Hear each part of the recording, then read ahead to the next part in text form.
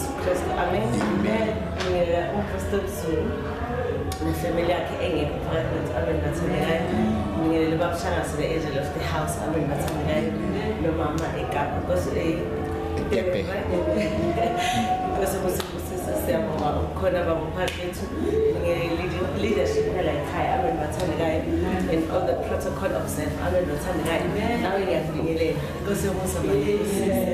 Ngashonilanga. Amen. Bathandekayo. Siyabonga bathandekayo uNkulunkulu osigcinile kuzofika isikhathi samanje. Bayalazi bazalwane bezizwe. Mina imvamisa ukumangala la. Amen. Bathandekayo. Lithi kanjalo nani manizisho nifile maqondana naso. Amen. Bathandekayo. Nawe zisho. Amen. Bathandekayo. Nami ngiyazisho. Amen. Bathandekayo. Angifuni ukuthi ubani uthe. Amen. Bathandekayo. Isho wena ukuthi mina ngifile maqondana naso. Amen. Bathandekayo. I think it's Romans 6:11. Amen. Bathandekayo.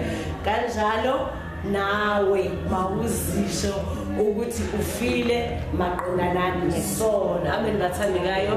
Ngicela sisukumeni sisho ama-declaration. Inkosi yomusa mayinibusise. Amen.